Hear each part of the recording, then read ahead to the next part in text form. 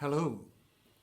It is a great privilege for me to address you all as you celebrate this anniversary gathering of the Federation of Asian Bishops' Conferences.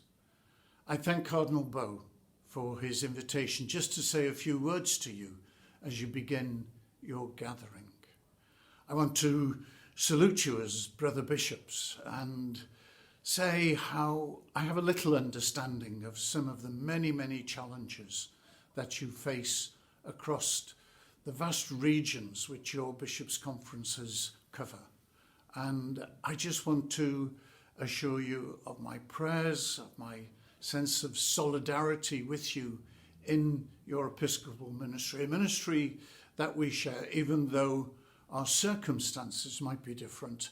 Our faith is solidly shared and common. I have this opportunity simply because I'm the president of the Santa Marta Group. This is a group established by Pope Francis to galvanize, to act as a catalyst for the Church's work against human trafficking and modern-day slavery. And I really must salute His Eminence Cardinal Bo for the leadership that he gives in these matters, both when I was able to come and be with him in Myanmar a few years ago, and on every occasion when we've had Santa Marta Zoom meetings across the world and in different places in the world. He is a great champion of this work, and I do want to thank him. And I know he will want to explain and lead the time that you have joined this conference for this matter of our work against modern-day slavery and human trafficking. Very simply, this is a battle that is being lost. The dramatic movement of people across the world, a terrible drama of migration from, especially when motivated by fear, by terror, by persecution, and of course by conflict. This drama is playing into the hands of the traffickers. And it's almost as if we see an endless supply of potential victims for human traffickers. And our efforts, and the efforts of many people, I'm afraid, are not making great progress.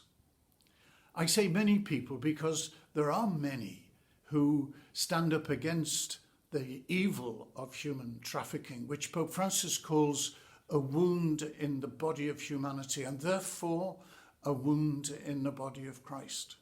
There are many different dimensions to the fight against human trafficking, from trying, for example, to chase the prophets and, as it were, bring out of those prophets not only punishment for the perpetrators, but help for the victims. Also to look at the root causes, which are the poverty and the fragility of people's lives in desperate parts of the world. Looking at the criminal routes that are used, all sorts of different efforts are made. But the Santa Marta Group has a quite specific objective, and that is to bring the resources of the Catholic Church to this battle, and in particular in cooperation with the forces of law enforcement. This isn't an obvious partnership. In some parts of the world it will be very difficult. In others it is very fruitful. But that is an important part of the work of Santa Marta, not simply to raise awareness in the church communities of this evil, which is often on our doorstep without us realizing. Not just to raise awareness, not just to educate, but also to find ways of partnership with those who see this as a crime and as a terrible crime and are dedicated to intervening in that criminal activity and rescuing people. So that might be a focus for your discussions during this anniversary gathering. The other, of course, is what can we do for the victims of human trafficking? How can they be helped? How can they be supported? How can they be moved from being victims to witnesses against this crime in a court of law?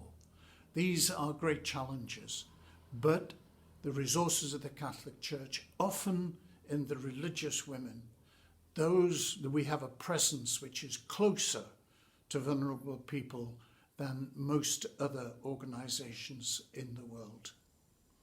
Cardinal Bow always takes time to emphasise one of the most dreadful parts of the human trafficking drama, and that is the trafficking in human organs and body parts. He calls this a modern cannibalism, and I know that that helps to focus very sharply the indignation that we can feel at the exploitation of people who are seen not as brothers and sisters, not as subjects of the innate dignity that God gives us, but as commodities to be trafficked and actually to be manipulated, to have organs removed in order to meet a market demand.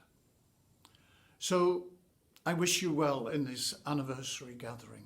I thank you from the bottom of my heart for your episcopal leadership, and I hope that you will have time to dedicate to this topic of human trafficking, and I assure you that the Santa Marta group, with a growing global reach, is here to help you if that is what you would wish. May God bless you, may God bless your efforts, be sure of my prayers, and please keep me and the work of the Santa Marta group in your prayers too. Thank you.